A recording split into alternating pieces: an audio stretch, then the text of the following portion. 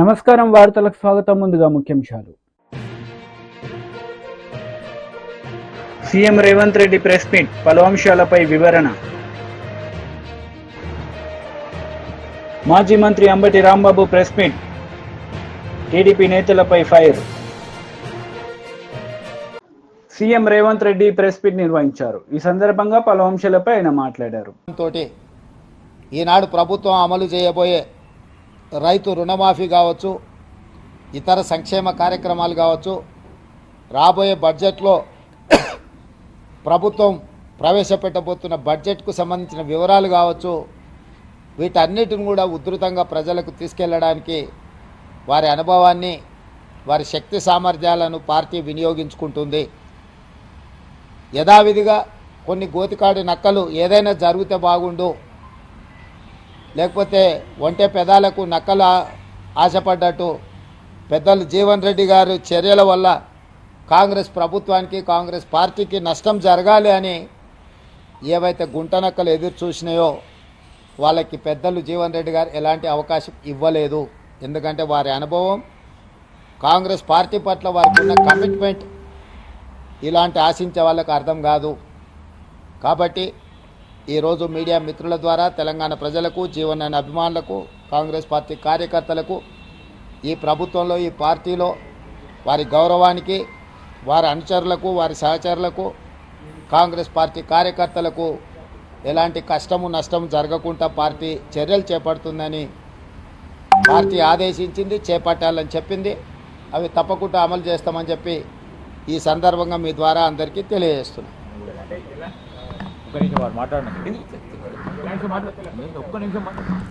Party నిరంతర ప్రక్రియ. Party సమయం సందర్భం వచ్చినప్పుడు వారి అనుభవాన్ని ఏ విధంగా వినియోగించుకోవాలనో తప్పకుండా వారి అనుభవాన్ని పార్టీ వినియోగించుకుంటుంది. చర్చలు మీరు చేస్తున్నారు, ఇంతవరకు మంత్రివర్గం మీదనే చర్చలు జరగలేదు. మీ పార్టీకి మీరు చర్చలు చేసేసిండ్రు, శాఖలు కేటాయించిండ్రు, ప్రమాణ స్వీకారాలకు కూడా మీరు ముహూర్తాలు,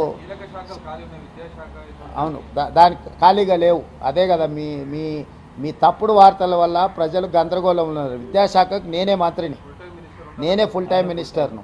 నేను పార్ట్ టైమా? నేను కేసీఆర్ నా ఫామ్ హౌస్లో వండుకొని ప్రభుత్వాన్ని నడుపుతున్నానా?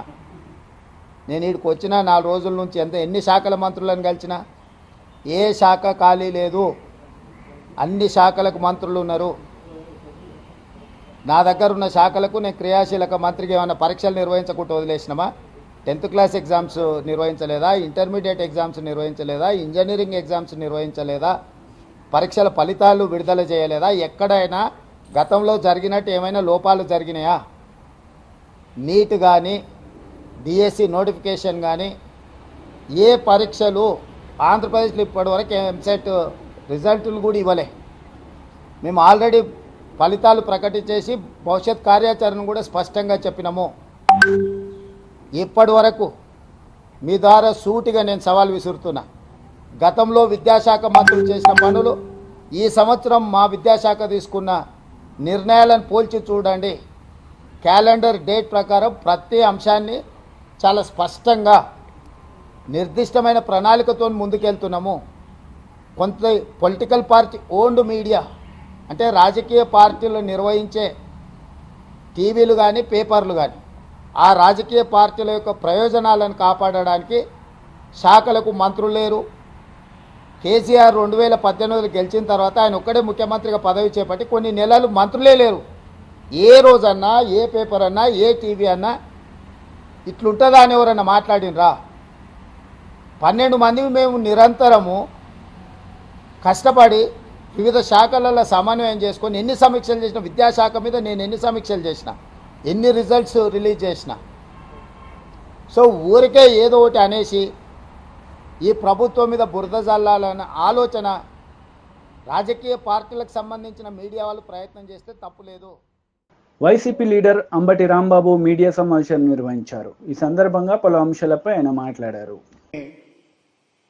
10 సంవత్సరాల క్రితం ఈ రాష్ట్రంలో ప్రారంభమైనటువంటి 10-12 సంవత్సరాల క్రితం ప్రారంభమైనటువంటి రాజకీయ పార్టీ, చాలా బలమైనటువంటి రాజకీయ పార్టీ.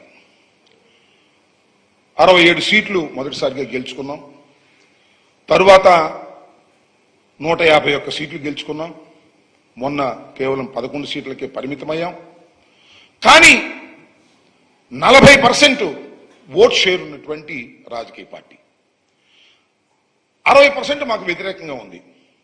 అక్కడ ముగ్గురు గెలిస్తే 60% అయింది. మేము ఒక్కళ్ళమే 40% ఉన్నాం. సీట్లు 11 ఉండవచ్చు.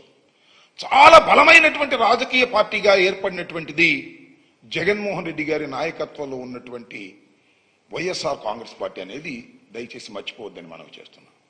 మేము మా పార్టీ కార్యకలాపాల కోసం రాష్ట్ర వ్యాపితంగా మేము ఆఫీసులు కట్టుకోవాలని నిర్ణయించుకున్నాం.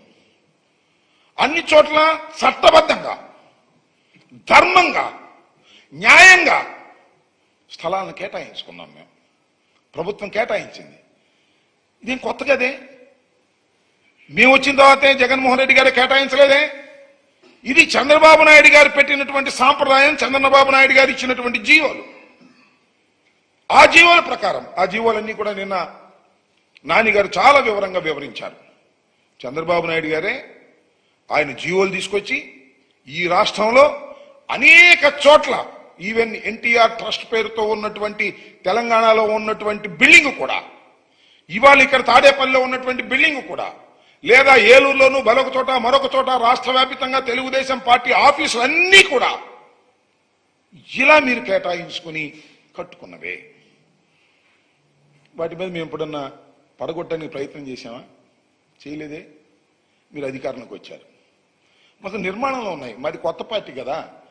మీరంటే 14 సంవత్సరాలు ముఖ్యమంత్రిగా చేశారు. ఎన్టీ రామారావు గారు ఇప్పుడు ప్రారంభించినటువంటి పార్టీ, రాజశేఖర రెడ్డి గారు మరణించిన తర్వాత మేము ప్రారంభించుకున్నటువంటి రాజకీయ పార్టీ దినదిన ప్రవర్ధమానంగా పెరుగుతూ ఉంది. ఒకసారి అధికారం ఉండొచ్చు, ఒకసారి అధికారం పోవచ్చు, ఇప్పుడు ఏదైనా జరగవచ్చు. That is a different matter. But బలమైనటువంటి ఒక రాజకీయ శక్తి ఈ రాష్ట్రంలో వైఎస్ఆర్ కాంగ్రెస్ పార్టీ. ఇది కాదని నేను సత్యం, నేను మనవి చేస్తున్నాను. దానికి మేము పార్టీ కార్యకలాపాల కోసం మీరు ఇష్యూ చేసినటువంటి జీవో ప్రకారం, చంద్రబాబు నాయుడు గారు క్రియేట్ చేసినటువంటి జీవో ప్రకారం, చంద్రబాబు నాయుడు గారి ప్రభుత్వం క్రియేట్ చేసినటువంటి జీవో ప్రకారం వాళ్ళు కేటాయించుకున్నారు. ఏ జీవో ప్రకారం అయితేనే ఆ జీవో ప్రకారమే మేము గవర్నమెంట్ భూముల్ని కేటాయించుకొని మేము నిర్మాణాలు చేస్తుంటే ఏం చేస్తున్నారు మీరు? ఇవాళ తాడేపల్లిలో ఉన్న మా బిల్డింగ్ని పాల్గొట్టేశారు. టకటకటక నిమిషాల మీద పాల్గొట్టేశారు. ప్రమాణ స్వీకారం చేశారు, మా ఆఫీస్ పాల్గొట్టేశారు. అదేమంటే జగన్మోహన్ రెడ్డి గారు విధ్వంసకారుడు, జగన్మోహన్ రెడ్డి గారు ప్రజావేదికను కూల్చేశాడు ముఖ్యమంత్రి అవ్వంగానే అని మాట్లాడి నోరులేనేవి. అది ప్రజావేదిక, అది ప్రభుత్వాన్ని. జగన్మోహన్ రెడ్డి గారు ప్రభుత్వానికి వచ్చిందో తొలగించాడు, ప్రభుత్వ ఆస్తిని తొలగించాడు.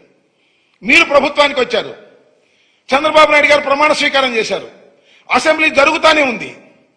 మా పార్టీ ఆఫీసు, మేము కష్టపడి కట్టుకున్నటువంటి ఆఫీసు, మీరు ఇచ్చినటువంటి జీవోల ప్రకారం మేము స్థలాన్ని కేటాయించుకుని కట్టుకుంటున్నటువంటి దాన్ని టపటపా తెల్లారి గట్టొచ్చి పాల్గొట్టేశారే.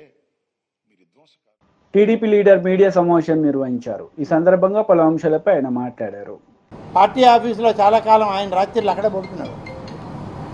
తర్వాత ఎక్కడైనా బాడుక్కి కళ్యాణ మండపాలు తీసుకొని భద్రత కోసం ఒక దగ్గర ఆ సెక్యూరిటీ కోసం ఏర్పాటు చేశాం. అంతే తప్ప ప్యాలెస్లో ఉండే ఆలోచన ఆయనకి లేదు.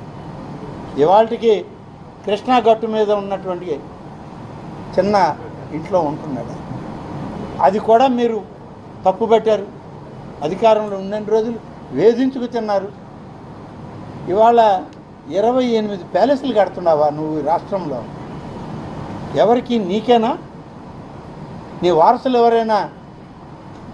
ఉండేది 2 బిడ్డలు నాకు తెలిసి. పాపం వాళ్ళిద్దరూ లండన్లో ఉన్నారు, ఇక్కడ లేరు. వారికి ఏమైనా భవిష్యత్తులో బిడ్డలు పుడితే వాళ్ళకు కూడా తలా ఒక ప్యాలెస్ రాయడానికా? ఎందుకు ఈ ప్యాలెస్లు? ఉదాహరణకి మిమ్మల్ని అడుగుతున్నాను నేను, మీరే చెప్పాలి సీనియర్లు అందరూ. నెల్లూరులో కట్టేటువంటి ప్యాలెస్ ఎక్కడ కడుతున్నారండి? నెల్లూరు పట్టణం నగరం ఎక్కడుంది? జిల్లా కేంద్రం ఎక్కడుంది? నెల్లూరులో పెట్టే కార్యాలయం ప్యాలెస్ ఎక్కడుంది? జనార్దన్ రెడ్డి కాలనీ వెంకటేశ్వరపురం దాటాకు ఉంది. అంటే పెరుగుద్దా? అంటే మామూలుగా పట్టణాలు ఊర్లు ఉత్తరం పెరుగుతాయి అంటారు. పాపం ఉత్తరం ఈయన జిల్లా కేంద్రం కూడా పెరగద్దని ముందే భావించి మా అనిల్ కుమార్ యాదవ్ గారు ఆడ స్థలాన్ని చూసి ఆడ పాపం ఆయన ప్యాలెస్ ఆయన ప్రపోజ్ చేయడం, వీళ్ళు కట్టడం. అసలు పార్టీ పెట్టడానికి కట్టారా, మరే కార్యానికైనా కట్టారా ఆ ప్యాలెస్లు? అర్థం కాని పరిస్థితుల్లో మీరు అయోమయంలో ఉంటే మమ్మల్ని ఎందుకు ఆపుతున్నారు, కడుతున్నారు అని అంటే, మిమ్మల్ని ఆపకేం చేయాలయ్యా? మేము ఆపకపోతే ఈ రాష్ట్ర ప్రజలు ఆపే పరిస్థితులు ఉండరు. మేము ఆపితే కనీసం భద్రత అన్నా ఉంటుంది మీకు. మా అధికారులు పోయి ఒక నోటీస్ అంటించి మీ తలుపులకి సీల్ అన్న వేసి వస్తాం. మేము వదిలేసామనుకోండి, మీరు పెంచి పోషించిన అరాచక శక్తులు పోయి ఈ మాయను జగన్మోహన్ రెడ్డి మాకు ఇచ్చిపోయాడని వాటిని పూర్తిగా స్వాధీనం చేసుకొని ఏ అరాచక కార్యక్రమాలకు వాడతారు వాటిని. కనీసం మేము వాటికి ప్రొటెక్షన్ అన్న ఇస్తాం. కాబట్టి ఆయన కార్యాలయాలు కావు, అవి ఒక భూరి భవంతులు. ఆ భవంతులు ఆయన భవిష్యత్తులో ఆయన ఆస్తుల కింద మలుచుకోవడానికి ప్రభుత్వం దగ్గర ఉన్నటువంటి స్థలాలని ఆయన దోచుకున్న ధనంతో నిర్మాణం చేసుకున్నాం. మాజీ మంత్రి నెల్లూరు మాజీ మంత్రి మీ సహచరిత శాసనసభ్యులు కూడా మీరు ఎవరు కూడా గెలవరు ఎన్నికల్లో, గెలిచి అసలు అసెంబ్లీ కూడా అలాంటి నేను ఖచ్చితంగా రాజకీయ సన్యాసం తీసుకుంటానని చెప్పారు. ఆయన సవాల్ విసిరారు. దాన్ని మీకు ఆ సవాలు విసిరినటువంటి పెద్ద మనిషి నా సహచార మంత్రి కాదు. ఆయనతోటి పక్కన కూర్చునే భాగ్యం నాకు కలగల. నేను శాసనసభలో ఒక బెంచ్లో ఎమ్మెల్యేల మధ్యలో కూర్చునే భాగ్యమే నాకు ఇచ్చారు. అక్కడే ఉన్నా కాబట్టి ఆయనతో ఒక సరిసమానంగా కూర్చునే స్థాయి నాకు లేదు ఆ రోజు. ఏదో వెనక ముందు కొంచెం సర్దుకాటి ఆ పక్కన ఏదో ఇది నీ సీట్ అంటే ఆడ కూర్చొని. కాబట్టి మీరందరూ గెలిస్తే నేను ఉంటాను పారిపోతాను అన్న ఆయన ఇవాళ ఆయన ఏం చెప్తాడనేది ఆయన చెప్పాలి. రాజకీయాల్లో సన్యాసం తీసుకుంటామనో, లేకుంటే కాషాయ వస్త్రాలు ధరిస్తామనో, కమండలం తులసిమాల పడతామని చాలామంది చెప్తూ ఉంటారు. అని అన్నీ జరగవు, ఏదో తాత్కాలికంగా చెప్తుంటారు.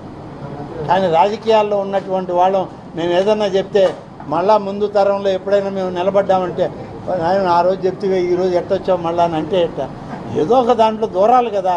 ఖాళీగా ఎట్టుంటే మాకు పొద్దుపోద్దా, మైండ్ బ్లాక్ అయిపోయి పిచ్చోళ్ళం అయిపోతాం.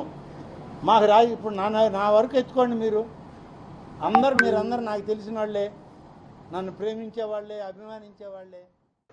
మాజీ మంత్రి శ్రీనివాస్ గౌడ్ ప్రెస్ మీట్ నిర్వహించారు. ఈ సందర్భంగా పలు అంశాలపై ఆయన మాట్లాడారు. 1 మంత్ దాదాపు కావస్తూ ఉంది. ఆ గెస్ట్ లెక్చర్స్ రెన్యువల్ చేయడం మూలన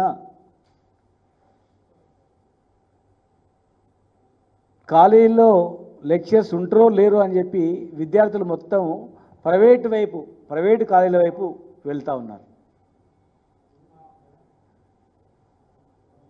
గవర్నమెంట్ కాలేజీలో చదివే పేద విద్యార్థులు కొంతమంది తల్లిదండ్రులు లెక్చర్సే లేదు కాలేజీలలో, ఏం చదువుతారా ప్రైవేట్కి పో అనే పరిస్థితి వస్తూ ఉంది. కనుక వెంటనే డిగ్రీ ఇంటర్మీడియట్లో ఉన్నటువంటి డిగ్రీ కాలేజీలో దాదాపు 1454 మంది, 1370 మంది డిగ్రీ కాలేజు, ఇంటర్మీడియట్లో 1625 మంది. అంటే క్యాడర్ స్ట్రెంత్లో 35% కేవలం గెస్ట్ లెక్చర్ల మీద ఆధారపడుతున్నటువంటి డిగ్రీ ఇంటర్మీడియట్ జూనియర్ కాలేజీలను సక్రమంగా నడవాలంటే వెంటనే ఇవన్నీ రెన్యువల్ చేసి వాళ్ళకి భరోసా ఇవ్వాల్సిన అవసరం ఉంది. ప్రైవేటు కాలేజీలు ఒత్తిడితో కొంతమంది, ఇప్పుడు హైదరాబాద్ చూస్తున్నాం, మేము కొంతవరకు నియంత్రించగలిగినాం, ఇంకా చాలా చేసేది చేయలేకపోయినాం.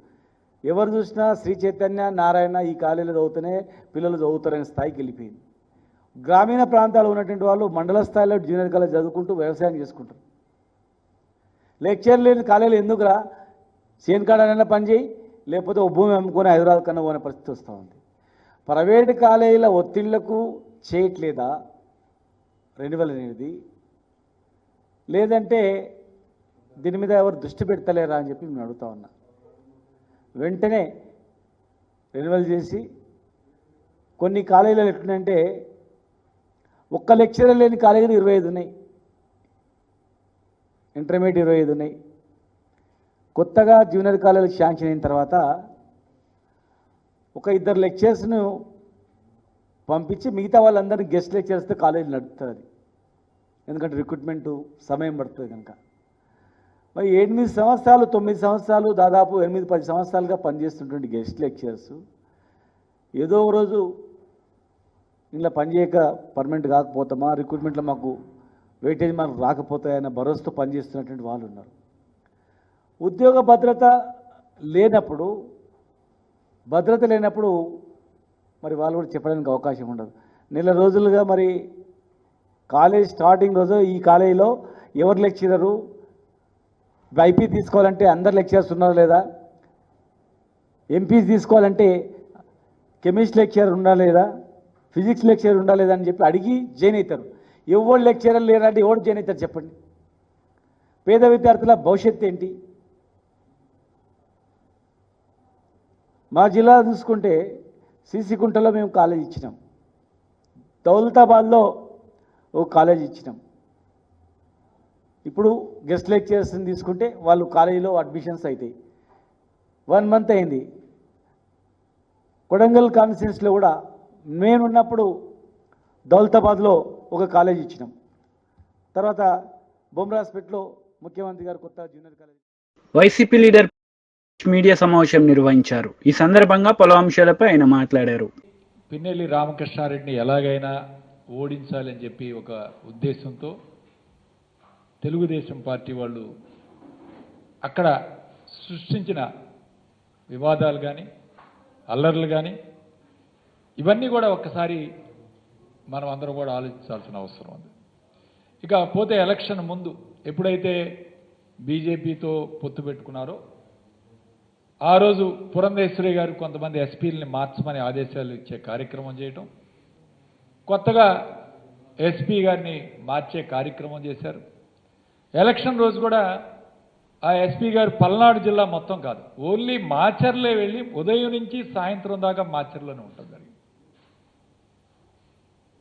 కనీసం మిగిలిన చోట్ల ఎక్కడ కూడా మేము ఎలక్షన్ రోజు ఫోన్లు చేసినా అక్కడ కంటెస్టింగ్ క్యాండిడేట్స్ ఎవ్వరూ కూడా ఫోన్ కూడా ఎత్తలేదు ఎస్పీ గారు.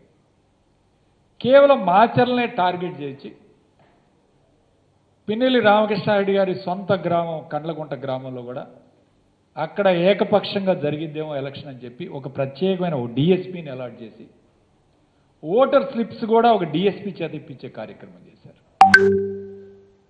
ఎక్కడైతే తెలుగుదేశం పార్టీకి ఏకపక్షంగా జరుగుతుందో అక్కడ మాత్రం ఒక కానిస్టేబుల్ నుంచి వైఎస్ఆర్ కాంగ్రెస్ పార్టీకి జరిగే బూతులన్నీ కూడా ఒక ప్రత్యేకమైన ఒక డిఎస్పీని అలాట్ చేయించి ఎలక్షన్ని టార్గెట్ చేసి ఈరోజు ఎలక్షన్ జరిపించే కార్యక్రమం చేశారు. అంతేకాదు ఈరోజు ఈవీఎంలని పగలగొట్టాడు రామకృష్ణారెడ్డి గారు అని చెప్పి వీడియో రిలీజ్ చేశారు. ఇది ఎక్కడి నుంచి వచ్చింది? లోకేష్ ట్విట్టర్ నుంచి వచ్చింది. ఈ రాష్ట్రంలో 13 చోట్ల ఈవీఎంలు పగలగొడితే ఎక్కడా కూడా వాటి గురించి బయటికి రాలేదు. ఈరోజు ఓన్లీ రామకృష్ణారెడ్డి చేసిన ఈ యొక్క వీడియో మాత్రమే ఎందుకు వచ్చింది? ఎందుకు ఈరోజు ఈవీఎంని పగలగొట్టాల్సిన సందర్భం ఏంటో కూడా ఒకసారి ఆలోచించాలి. అంతకుముందే అక్కడున్న వైఎస్ఆర్ కాంగ్రెస్ పార్టీ ఏజెంట్లందరినీ కూడా తెలుగుదేశం పార్టీ వాళ్ళు బయటికి పంపించారు. అక్కడ ఏకపక్షంగా జరుగుతుంది ఎలక్షన్ అని చెప్పి రామకృష్ణారెడ్డి స్వయంగా వెళ్ళి ఆ రోజు ఆ సంఘటన జరిగింది. దాని తర్వాత ఆయన మీద కేసులు పెట్టే కార్యక్రమం, ఆ తర్వాత ఆయన కుమారుడు భార్య మీద కూడా దాడి జరిగింది. భార్య మీద దాడి జరిగింది, కుమారుడి మీద దాడి జరిగింది.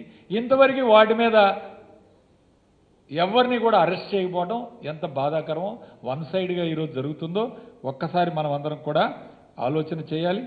అలానే ఎప్పుడైతే సిట్ వేశారో, సిట్ వేసిన తర్వాత అన్ని కేసులు కూడా 307 ఫైల్ చేయాలని చెప్పి ఒక డైరెక్షన్ తీసుకున్నారు.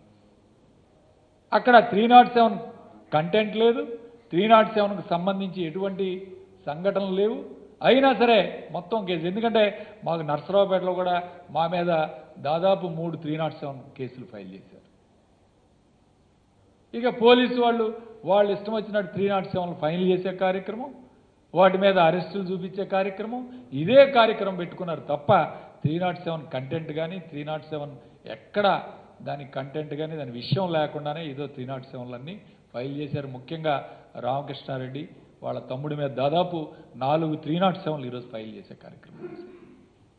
ఈ విధంగా టార్గెట్ చేసి ఈరోజు రామకృష్ణారెడ్డి ఈరోజు అరెస్ట్ చేసే కార్యక్రమం. ఓకే, చట్టం దాని పని దాన్ని చేసుకుని వెళ్తుంటుంది. ఒకటే గుర్తుపెట్టుకోవాలి, పల్నాడులో ఇవేమి కొత్త కాదు. మేమందరం పల్నాడు నుంచి వచ్చాం. ఖచ్చితంగా ఈ సవాళ్ళని కేసుల్ని ఎదుర్కొంటాం. ఇంకా దృఢంగా గొప్ప ఆత్మవిశ్వాసంతో అందరం కూడా ముందుకు వెళ్తాం. ముందుకు వెళ్ళి మళ్ళీ కష్టపడి పనిచేసి వైఎస్ఆర్ కాంగ్రెస్ పార్టీని ఈరోజు ఎక్కడా కూడా ఎవరిని కూడా పోగొట్టుకునే కార్యక్రమం చేయం. అందరం కూడా కలిసి పల్నాడు జిల్లాలో వైఎస్ఆర్ కాంగ్రెస్ పార్టీని బలంగా ముందుకు. కాంగ్రెస్ నేతలు మీడియా సమావేశం నిర్వహించారు. ఈ సందర్భంగా పలు అంశాలపై వారు మాట్లాడారు.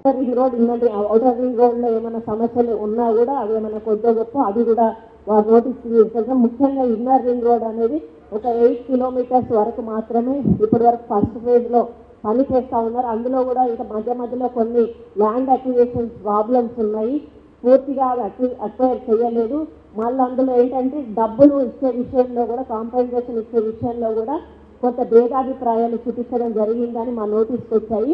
అవన్నీ కూడా పరిశీలించి ఎవరికి కూడా అన్యాయం జరగకుండా అందరికీ కూడా సమంగా వాల్యుయేషన్ కట్టి వాళ్ళకు కాంపెన్సేషన్స్ ఇచ్చి ఇంకా ఏదైనా అక్వైర్ చేయాల్సి ఉంటే కూడా చేసి 8 కిలోమీటర్స్ రోడ్డును కూడా త్వరలోనే పూర్తి చేసి మిగతా బిట్ ఏదైతే ఉందో ఆ బిట్లో కూడా 2 రకాల డిజైన్స్ ఇచ్చారనేది మా నోటీస్కి వచ్చింది. అదేంటంటే కొంతమంది గత ప్రభుత్వంలో ఉన్నటువంటి నాయకుల స్థలాలు కానీ ఇళ్లకు కానీ ఇబ్బంది అయ్యే విధంగా ఉన్నాయని చెప్పి వాళ్ళు మళ్ళీ డిజైన్ మార్చి ఇంకో విధంగా చేశారని మా నోటీస్లో ఉంది. కాబట్టి అది మళ్ళీ ఒకసారి సర్వే జరిపించి దాన్ని పర్ఫెక్ట్ డిజైనింగ్ చేసిన తర్వాత మళ్ళీ సెకండ్ ఫేజ్ నోటిఫికేషన్ ఇచ్చి మళ్ళీ ల్యాండ్ అక్వైర్ చేసి ఆ second phase inner ring road కార్యక్రమాన్ని కూడా మేము ఒక ఏజెన్సీకి అప్పచెప్పి పూర్తి చేయడం జరుగుతుందని కూడా తెలియజేస్తా ఉన్నాను. సూపర్ స్పెషాలిటీ హాస్పిటల్ గురించి మీకు ఆల్రెడీ చెప్పడం జరిగింది. అది కూడా మళ్ళీ ఇంకోటి ఏం అనుకున్నామంటే, ఒకవేళ అది పూర్తయి అందులోకి కానీ ఎంజిఎంను షిఫ్ట్ చేయమంటారా, లేకపోతే కొన్ని డిపార్ట్మెంట్స్ని షిఫ్ట్ చేయమంటారా, ఇంకా అవన్నీ కూడా మేము ఏమి డిస్కస్ చేయలేదు. ఫస్ట్ ఆ హాస్పిటల్ని ఎంత తొందరగా వీలుంటే అంత తొందరగా ఓపెనింగ్ చేసి ప్రజలకు ఇవ్వాలన్నదే మా యొక్క ఉద్దేశము. అసలు మామూలుగా హాస్పిటల్స్ అనేటివి 12 అంతస్తుల కంటే కూడా ఎక్కువ కట్టకూడదని నామ్స్ ఉన్నాయి మనకు గైడ్లైన్స్ ప్రకారము. కానీ వీళ్ళు 24 అంతస్తుల వరకు కూడా కట్టారు. ఆ మిగతా 12 అంతస్తుల్లో పేషెంట్లను ఉంచడానికి వీలు లేదు. అది ఏ విధంగా మళ్ళీ యూజ్ చేసుకోవాలి అనేది కూడా మేము ముఖ్యమంత్రి గారితో డిస్కస్ చేసి ఆ బిల్డింగ్ను కూడా వేస్ట్ కాకుండా మరి ఏ విధంగా యూజ్ చేయాలనేది కూడా వారు ఆదేశాల మేరకు మేము దాన్ని కూడా యూజ్ చేయడం జరుగుతుంది. అదేవిధంగా కాళోజీ కళాక్షేత్రము కొన్ని సంవత్సరాలుగా నడుస్తూ ఉంది. కాళోజీ కళాక్షేత్రము చిన్న చిన్న ఇబ్బందులు ఉన్నా కూడా పోయిన ప్రభుత్వం పట్టించుకోలేదు. మరి రాబోయే 9వ తారీఖు డేట్ ఉన్నట్టుంది కాళోజీ గారి పుట్టినరోజు సందర్భము. ఈ లోపల మనకు కొన్ని ఫండ్స్ రిలీజ్ గవర్నమెంట్ నుంచి వస్తే అప్పటి వరకు పూర్తి చేసి దాన్ని ఓపెనింగ్కి సిద్ధం చేస్తామని చెప్పి కూడా అధికారులు చెప్పడం జరిగింది. అది కూడా ముఖ్యమంత్రి గారితో చర్చించి వాటికి కావాల్సిన నిధులు ఏవైతే ఉన్నాయో అవి విడుదల చేసి ఆ బిల్డింగ్ను కూడా పూర్తి చేసి మరి ప్రజలకు అంకితం చేయాలనేది ఈరోజు మేము ఈ మీటింగ్లో ప్రిలిమినరీ మీటింగ్లో డిస్కస్ చేసుకోవడం కూడా జరిగింది. ఇంకొకటి ఇందిరా మహిళా శక్తి అని కొన్ని గ్రూప్స్ని తయారు చేసి ఆ రోజు ముఖ్యమంత్రి గారు హైదరాబాద్లో ఒక పెద్ద మీటింగ్ కూడా పెట్టారు. మహిళా శక్తి అనేటువంటి మీటింగ్ మీ అందరికీ కూడా తెలుసు. దీంట్లో ఏంటంటే మహిళలందరికీ కూడా సెల్ఫ్ హెల్ప్ గ్రూప్స్కి ప్రభుత్వం నుంచి బ్యాంకర్స్ ద్వారా లింకేజ్ లోన్స్ ఇచ్చి వాళ్ళు చిన్న చిన్న అంటే స్టార్టప్ కంపెనీస్ కానీ ఇండివిజువల్ ఏదైనా ఇన్కమ్ డెవలపింగ్ సోర్సెస్ లాగా పెట్టుకొని వాళ్ళంతటా వాళ్ళు ఫైనాన్షియల్గా ఎదగడానికని ఈ కార్యక్రమం చేయడం జరుగుతుంది. ఇందులో దాదాపుగా రేపు ముఖ్యమంత్రి గారి చేతుల మీదుగా ఒక 20 కోట్ల రూపాయలు మన మహిళా శక్తి వాళ్ళకి దాన్ని ఇందిరా మహిళా శక్తిగా పేరు పెడుతూ వాళ్లకు చెక్ కూడా డిస్ట్రిబ్యూషన్ చేయడం జరుగుతుంది. దానివల్ల మహిళలు వాళ్ళ సొంతగా సంపాదించుకొని వాళ్ళ కుటుంబానికి ఆసరా అయ్యే విధంగా, ఎందుకంటే ముఖ్యంగా రూరల్ ఏరియాలలో కూడా పనులు చాలా తక్కువగా ఉన్నాయి, మెషిన్స్ ఎక్కువగా వచ్చాయి. మన అప్పుడు సోనియా గాంధీ గారు యూపీఏ చైర్పర్సన్గా ఉన్నప్పుడు 100 రోజుల పని పెట్టారు కాబట్టి ఈరోజు గ్రామాల్లో ఇంతో అంతో వాళ్ళకి పనులు దొరుకుతూ ఉన్నాయి. మరి రేపు ఎప్పుడు కూడా పనులు ఉండాలంటే మహిళలకు వాళ్ళకు పని కల్పించాలన్నటువంటి ఉద్దేశంతో ఈ మహిళా శక్తి రుణాలు అనేటివి మేము మంజూరు చేయడం జరుగుతుంది. మరి ఆ తర్వాత మేము కొన్ని ఇక్కడ ఉన్నటువంటి జనరల్ ప్రాబ్లమ్స్ కూడా వారి దృష్టికి తీసుకుపోవాలని ఒక మాట అనుకున్నాము.